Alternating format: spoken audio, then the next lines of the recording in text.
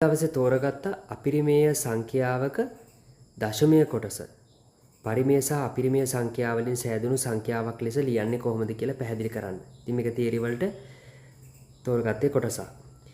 දැන් උදාහරණයකට ඔයාලා දන්නවා වර්ගමූල දෙකේ අගය මේ විදිහට ලියා දක්වන්න පුළුවන් කියලා.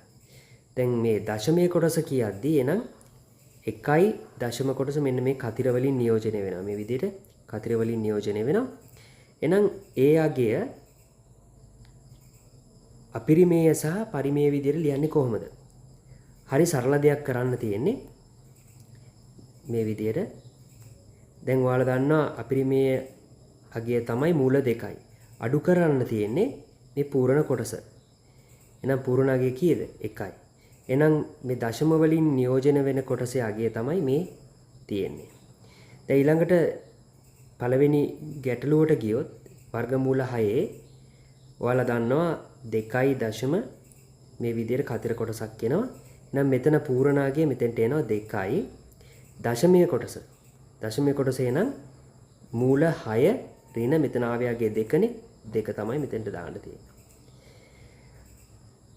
ඊළඟට අපි වර්ගමූල 10ත් බලමු.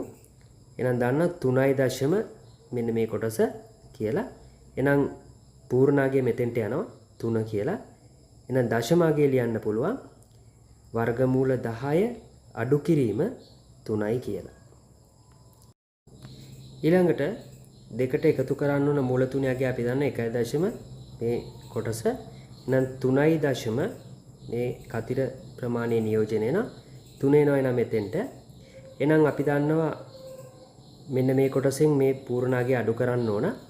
එහෙනම් 2 ධන මූල 3ෙන් අඩු කරනවා 3ක්. එහෙනම් එනවා පේනවා මූල 3 ඍණ මෙතන වැඩියෙන් තියෙන්නේ ඍණ අගයක් නිසා ඍණ එනවා. එහෙනම් මූල 3 ඍණ 1යි. අවසාන ගැටලුවට ආවොත් 5න් අඩු කරනවා එහෙනම් 1.0 මෙන්න මේ කතිර කොටස එනවා. එහෙනම් පේනවා ආට 3.0 මේ කතිර කොටස. එහෙනම් මේ 3 යනවා මෙන්න මෙතෙන්ට පූර්ණ අගය.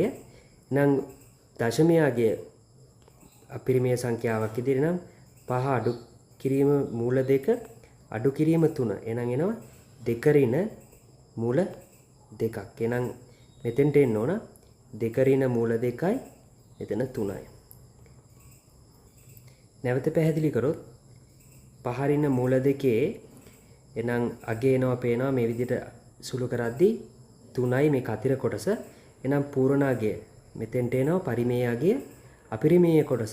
එහෙනම් ලියා දක්වන්න පුළුවන් පරිමේය සහ අපිරිමේය විදිහට මේ දශමයේ කොටස 2 ඍණ මූල 2යි කියලා. ඒ විදිහට මේක දශමයේ කොටස මූල 3 ඍණ 1යි. මේ පූර්ණාගය තමයි මෙතන ලියා දක්වන්නේ 3යි කියලා. ඊළඟට ඔයාලට පේනවා මෙතන 3 එනවා මේ දශමයේ කොටස මූල 10 ඍණ 3 විදිහට ලියා දක්වන්න පුළුවන්.